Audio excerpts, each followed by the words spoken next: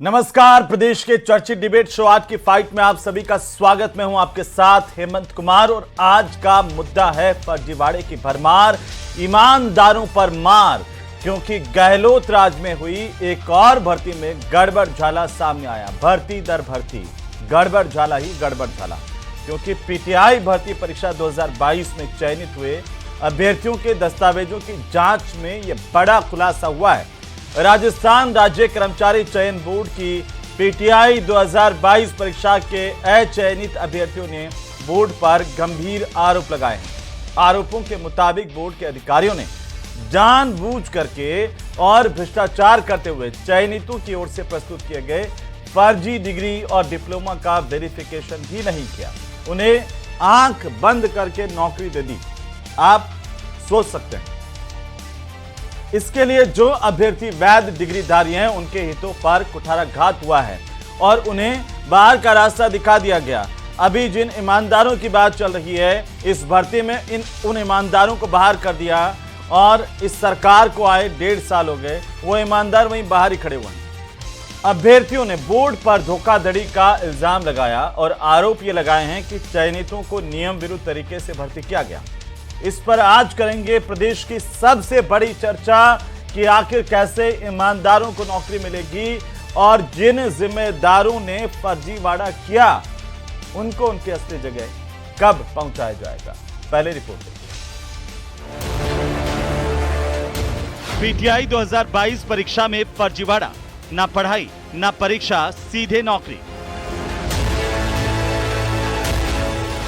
RSSB का गड़बड़ झाला, कई अधिकारियों पर लगे आरोप। कमेटी का नाम दे दिया उन्होंने, फिर भी ये जांच नहीं करवा रहे हैं। वंचित अभ्यर्थियों के आरोप, फर्जी सर्टिफिकेट से नौकरी दी गई। सर्टिफिकेट साहब फर्जी नंबर 28 नंबर बहुत होते हैं। डिग्री और डिप्लोमा का नहीं किया वेरिफिकेशन, आंख मूंद कर दी नौकरी।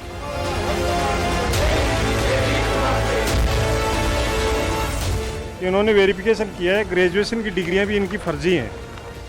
चयनितों के दस्तावेजों का वेरिफिकेशन करने की मांग।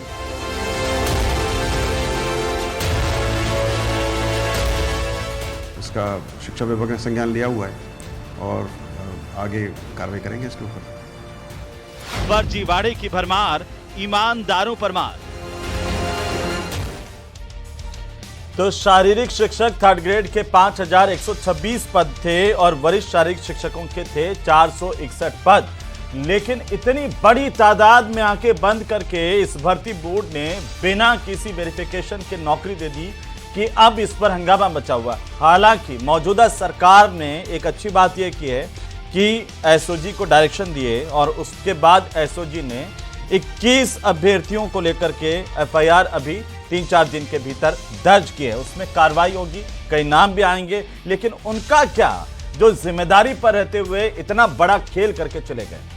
आज इस पर बात करेंगे। आज आप लोगों के सुलगते सवालों पर एक नजर डालते हैं, जो जनता के सबसे महत्वपूर्ण सवाल और एक एक बेरोजगार के मन में ये सवाल आ रहे हैं। पहला सवाल हम पूछेंगे, पीटीआई भर्ती में फर्जीवाड़ा कैसे ये गड़बड़ झाला हुआ, जिम्मेदार कौन है। इसलिए दूसरा सवाल यही है कि जिम्मेदारों पर आखिरकार कार्रवाई कब होगी, और होगी तो उसमें इतनी ज्यादा ढिलाई क्यों है।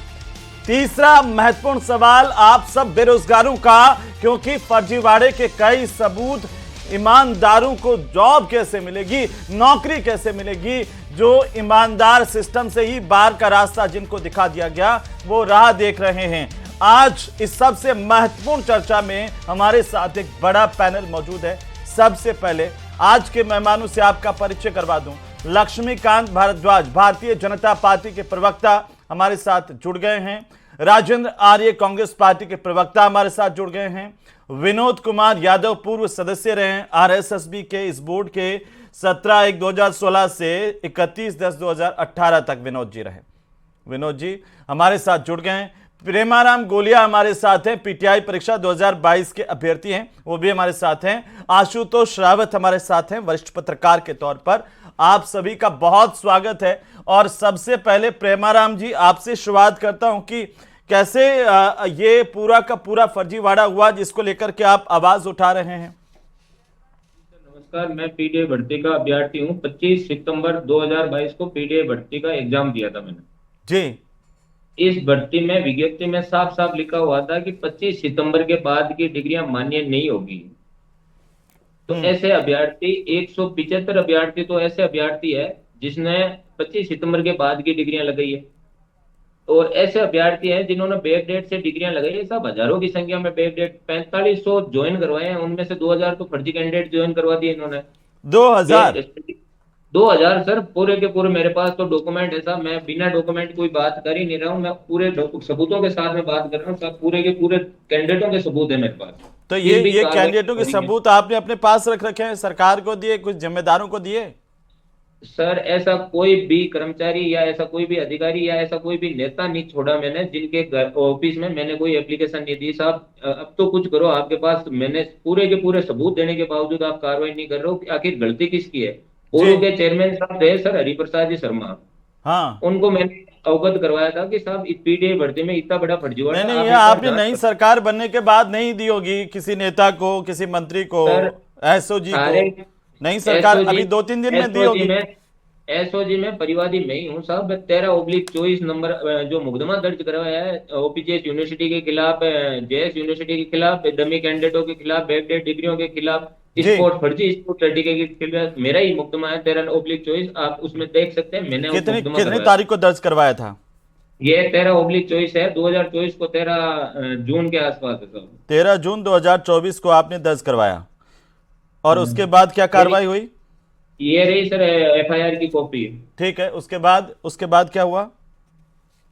उसके बाद में साहब 153 कैंडिडेट ऐसे थे उनको अपात्र कराया, जबकि इसमें 2000 फर्जी कैंडिडेट है। इनका डीवी दोबारा करवाया जाए, डॉक्यूमेंट वेरिफिकेशन दोबारा करवा लो साहब। कितने गए? 4500 कैंडिडेट है, इनका दोबारा वेरिफिकेशन हो जाना चाहिए, साफ हो जाएगा कौन सही है कौन गलत है। अगर मैं गलत हूं तो मेरे पे कार्रवाई कर ली जाए साहब।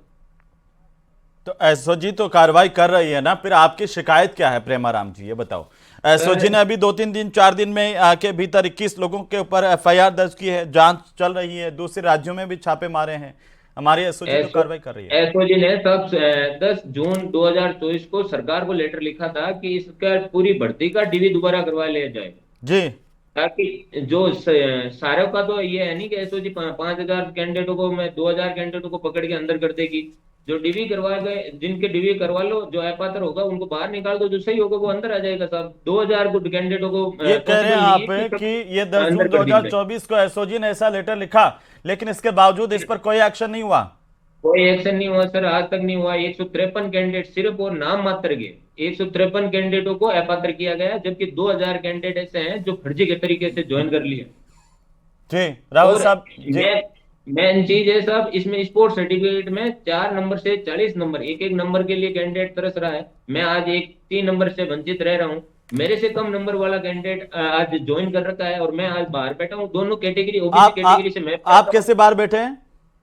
मैं भी 40% 40% क्लियर करके मैंने पेपर दिया साहब। ठीक है, पीटीआई भर्ती का मैंने एग्जाम दिया था, 40% क्लियर करा था, 2 गुना में मैं पास हुआ था। फाइनल मेरिट में मुझे बाहर कर दिया गया, वो भी अधिकारियों की गलती, मेरी गलती कुछ नहीं है सर। मेरे उनसे नंबर ले, मैं राजस्थान यूनिवर्सिटी से पास हूँ। अगर ये राजस्थान यूनिवर्सिटी वाला बंदा सही पढ़ के सही खेल के और उनको बाहर कर रहे हैं, और जेएस यूनिवर्सिटी ओपीजेएस यूनिवर्सिटी जैसी यूनिवर्सिटियों पे कोई कार्रवाई नहीं हो रही, उनको अंदर ले रहे हैं और फर्जी नंबर लेके दे रहे हैं सब। इसमें नहीं तो इन यूनिवर्सिटी को, प्रेमाराम जी, इन यूनिवर्सिटी की तो बाकायदा लिस्ट जारी की गई है कि ये जेएस यूनिवर्सिटी सबसे पहले नंबर पर है, उत्तर प्रदेश के फिरोजाबाद की यूनिवर्सिटी, और इसको आइडेंटिफाई किया है हमने, सरकार ने भी इसको आइडेंटिफाई किया है। इसकी 73 फर्जी डिग्रियां पाई गई, और आप कह रहे हैं कि और ज्यादा फर्जी है।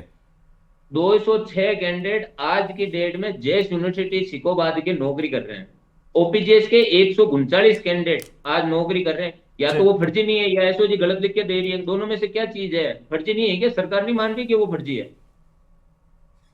और आप कह रहे हैं कि आपको बाहर कर दिया। आप तो ईमानदार हो। आज तो सरकार में सबसे बड़ी बात, सब नेता आके यही तो कहते हैं, ऐसा ही भर्ती परीक्षा में यही तो कहा, ईमानदारों के साथ कोई अन्याय नहीं होना चाहिए, एक भी ईमानदार बाहर नहीं रहना चाहिए। और आप पूरे 1.5 साल से बाहर बैठे हुए हो। मैं राजस्थान यूनिवर्सिटी से पास आउट हूँ। 18-20 सेशन में मैंने बीपीएड करी है राजस्थान यूनिवर्सिटी से। पहला एग्जाम था मेरा पीटीआई भर्ती का 2022 में। 18 के बाद में भर्ती 22 में आई, मैंने पहला एग्जाम दिया था पीटीआई का। तो आप जो है वो भर्ती बोर्ड के जो चेयरमैन है आलोक राज जी, उनसे भी मिले थे? सबको दे रखी है सर, सबको आलोक दे राज जी दिया। को दे रखी है, ठीक है। शिक्षा मंत्री साहब को दे रखी है, विनोद जी हमारे साथ जुड़ गए हैं। मैं आपने बहुत महत्वपूर्ण बातें बताई हैं और ये तो जांच के बाद ही कह पाएंगे कि आखिर इसमें कितनी सही है, कितनी गलत है, क्या है रवैया। विनोद यादव साहब हमारे साथ जुड़ चुके हैं, जो पहले एक्स फॉर्मर सदस्य रहे हुए हैं आरएसएसबी के। 17/1/2016 से 31/10/2018 तक विनोद जी सदस्य रहे। विनोद जी स्वागत है आपका, मैं गलत तो नहीं कर रहा हूं? Thank you. क्या ऐसा हो सकता है कि 2022 की पीटीआई भर्ती में 2000 से ज्यादा फर्जी लोगों को नौकरी दे दी गई और उसके बाद कोई जांच नहीं? ऐसे ऐसे अभ्यर्थी जिनका वेरिफिकेशन नहीं किया, क्या ऐसा हो सकता है आज के दौर में? देखिए, वेरिफिकेशन तो हुआ है, लेकिन वेरिफिकेशन में कहीं कमी रही होगी। जब कोई चीज उठती है, बच्चे उठाते हैं, आजकल सब ट्रांसपेरेंट है काम। अच्छा। एक दूसरे को देख लेते हैं कि कौन सी यूनिवर्सिटी कहाँ फर्जीवाड़ा है। जैसे चूरू में सुना है हमने, कोई फर्जी यूनिवर्सिटी है, एक सिकोहाबाद में है, कोई उसमें फर्जी डिग्रियां भी बांट रहे हैं ये लोग। इसमें ये एक्चुअली पूरे देश में गड़बड़ डाला हो रहा है।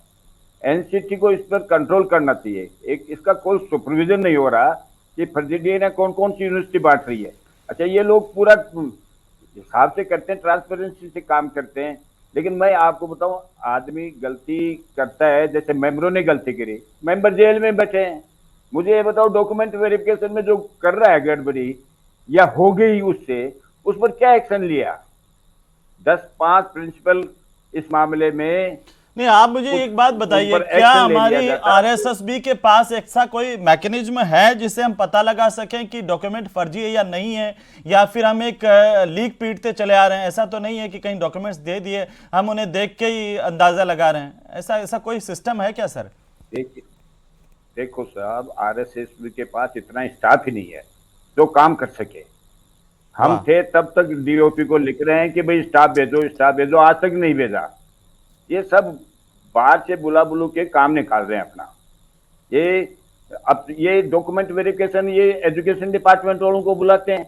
अब इनको मेंबर चेयरमैन को भी रैंडमली चेक करना चाहिए लास्ट में, जब हालांकि ये लिखते हैं ये लोग कि भाई अपॉइंटमेंट देने से पहले ये डिग्री इसको पूरी तहकीकात किया जाए।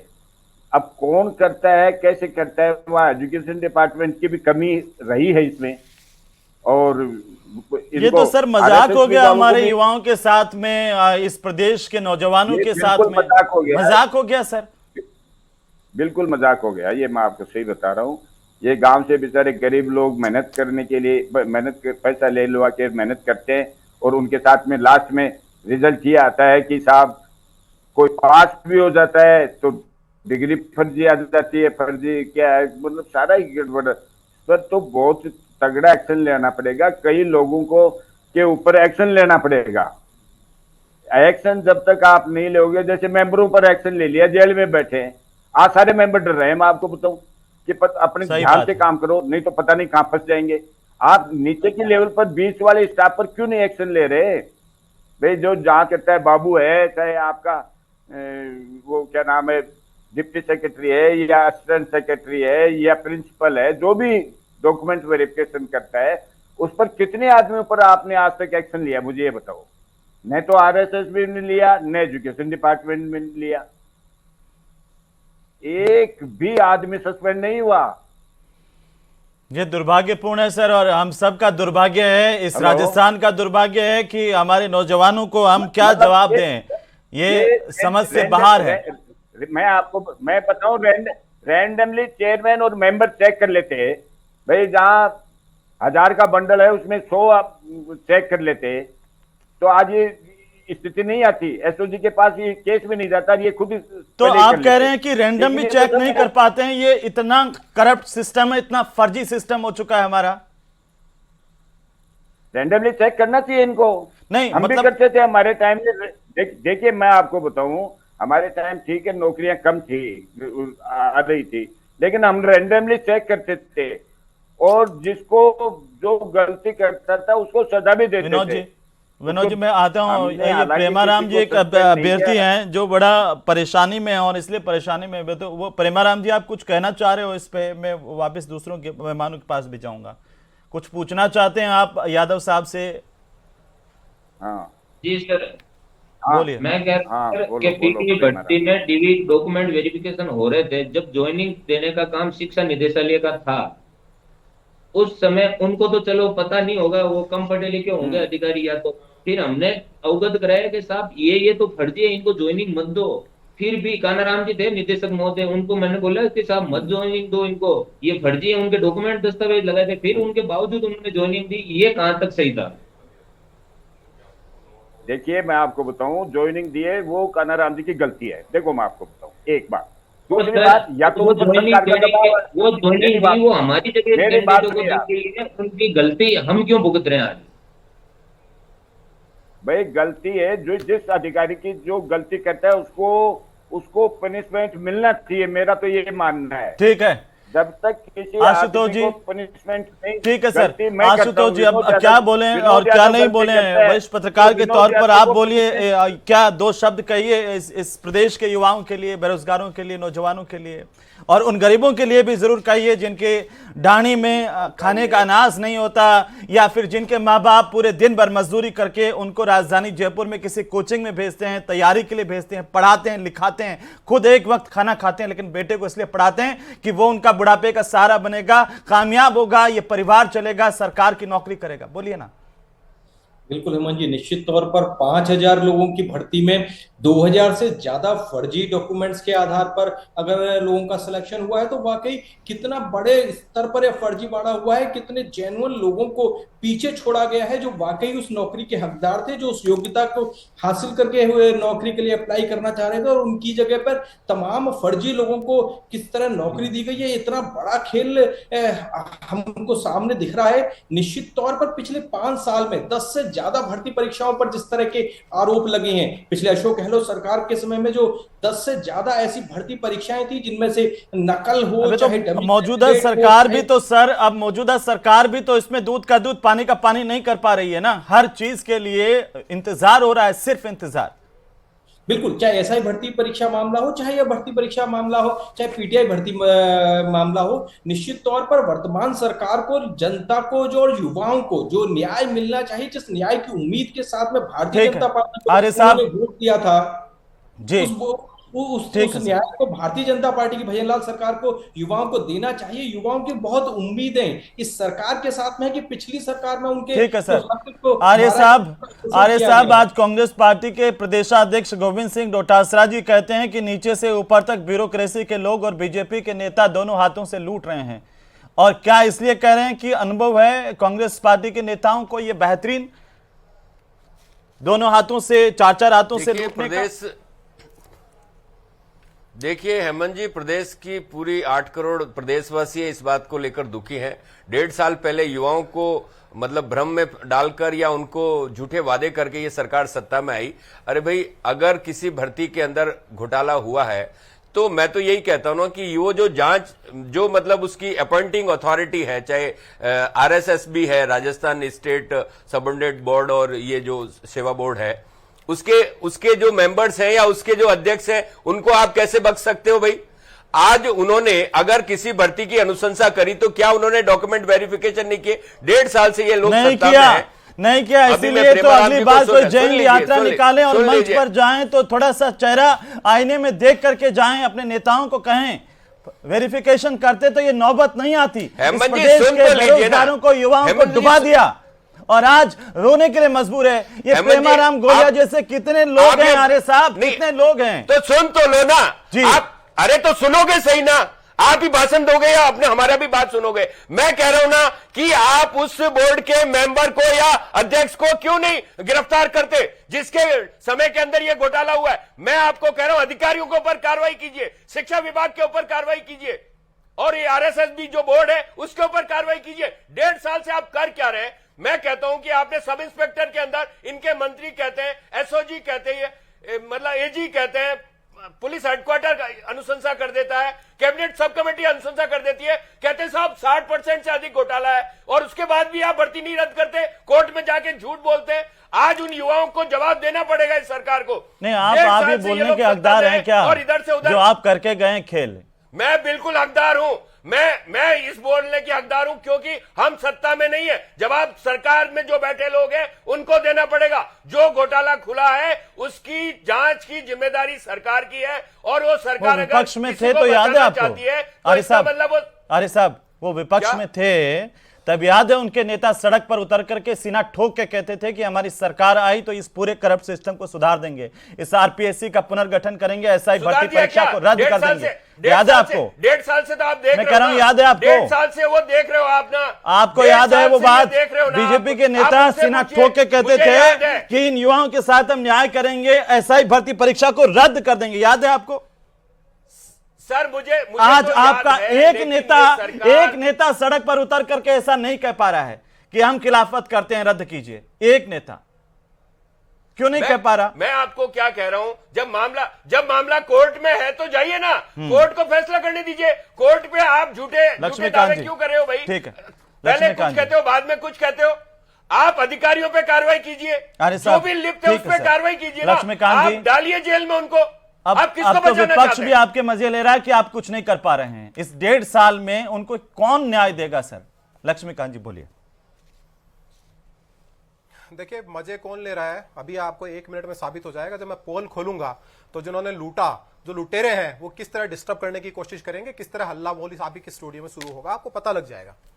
देखिए, ये जो पीटीआई की भर्ती है, ये चाहे सब इंस्पेक्टर की भर्ती हो, किनके राज में हुई? कांग्रेस पार्टी के राज में। पैसा किसने खाया? कांग्रेस के नेताओं ने। भ्रष्टाचार किसने किया? कांग्रेस के लोगों ने। पेपर लीक किसने किया? कांग्रेस के लोगों ने। आरोप किस पे लगा? पकड़े किसने? भारतीय जनता पार्टी की सरकार ने। और आज डकैत कह रहा है कि मैंने जो डकैती की उसको बरामद करके दिखाओ, सीना ठोक के कह रहा है। हिम्मत कैसे हो जाती है इन लोगों की? पीटीआई भर्ती की बात करेंगे। ये पीटीआई भर्ती में आपको पता है 2 यूनिवर्सिटी से 170 से ज्यादा लोग, एक यूनिवर्सिटी के 170 से 70 ज्यादा लोगों का डॉक्यूमेंटेशन आ रहा है, उनका सिलेक्शन हो रहा है।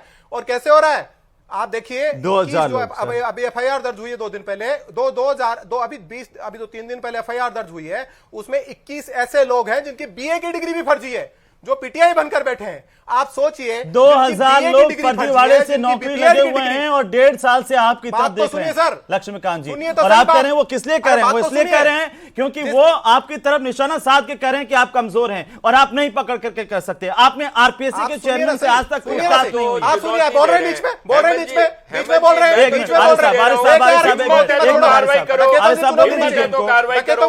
चुनौती नहीं चाहिए।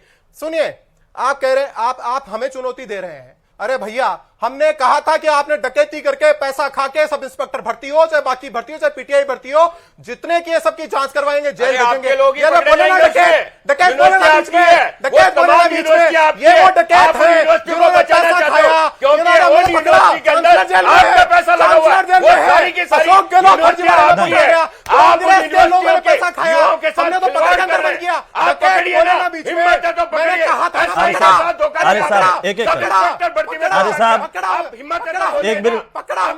एक बार शांत होइए। प्रदेश पूरा बर्बाद हो गया।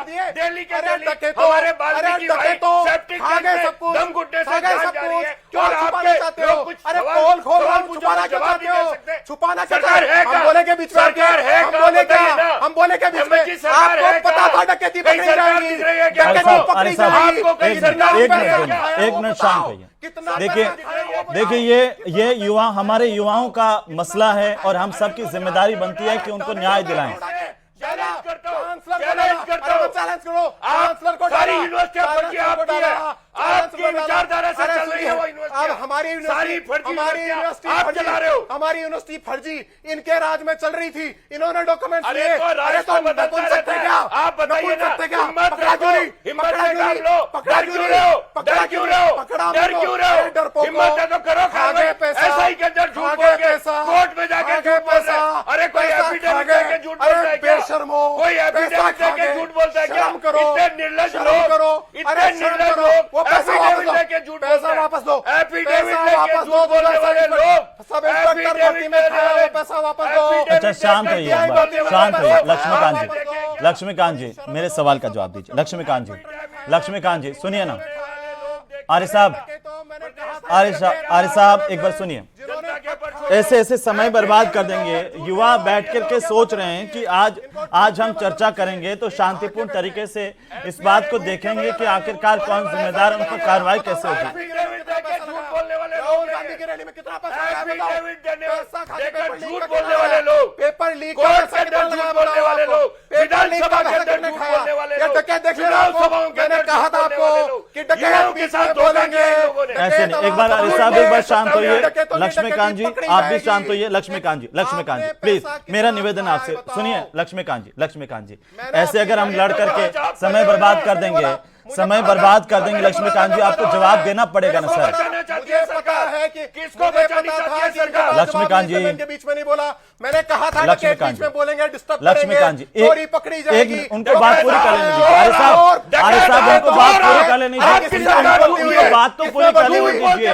वो पहला कमेंट है। अरे साहब आवाज नहीं जाएगी, सुन तो लीजिए। आप दोनों की आवाज नहीं जाएगी, आप सुनिए। एक एक करके जिम्मेदारों की बात है तो हम क्यों आपस में इतना अग्रेसिव हो जाते हैं और लड़ने लग जाते हैं? इसलिए हो जाते हैं कि हमें न्याय नहीं दिलाना पड़े, बेरोजगार अपनी लड़ाई खुद लड़ते रहें, इसलिए। एक मिनट, दोनों की आवाज डाउन कर दीजिए। लक्ष्मीकांत जी ऐसे नहीं हो गया। दोनों की आवाज डाउन कीजिए। आशुतोष रावत साहब, आशुतोष जी कैसे न्याय मिलेगा? कोई फॉर्मूला है आपके पास में कि एसओजी पूछताछ कर ले? अभी तक तो एसआई भर्ती में जो है वो चेयरमैन से पूछताछ नहीं हो पाई। अब लोग ये कहने लगे बीजेपी कांग्रेस दोनों एक ही रास्ते पर चलते हैं, ऐसा है क्या? देखिए हेमंत जी, जो इस मामले को देखने पर लग रहा है, वहां लग रहा है कि जो अधिकारी थे, जो इस तमाम परीक्षाओं को आयोजन कराने वाले लोग थे, वो तमाम लोग इस भ्रष्ट सिस्टम का फायदा उठा रहे थे। इसलिए मुझे लगता है कि सरकार की यह नैतिक जिम्मेदारी बनती है कि वह राजस्थान की लक्ष्मीकांत जी आपकी आवाज नहीं जा रही थी। मैं कह रहा हूं एक छोटी सी टिप्पणी कि आपसे उम्मीद है, और अब अगर ये चुनौती दे रहे हैं आप करके तो दिखाइए। हम अगर हमारे पास उम्मीद है तो हमने तो पकड़ी ना, हमने तो पकड़ी ना। करो ना, अरे सही कोर्ट के अंदर झूठ बोला, कोर्ट के अंदर जाके कोर्ट में जाके झूठ बोले, ये झूठे लोग हैं। चलिए बहुत शुक्रिया चर्चा में शामिल होने के लिए। प्रेमाराम जी जैसे बहुत बेरोजगार हैं जो सरकार की तरफ उम्मीद की नजरों से देख रहे हैं। उम्मीद ये होनी चाहिए कि ये सरकार भी कांग्रेस की सरकार के जैसे टालम टोल तो नहीं कर रही है। इस सरकार को चाहिए कि तुरंत और कड़ा एक्शन ले और सभी युवाओं को न्याय मिले। ये हर एक राजस्थानी की कामना है। नमस्कार।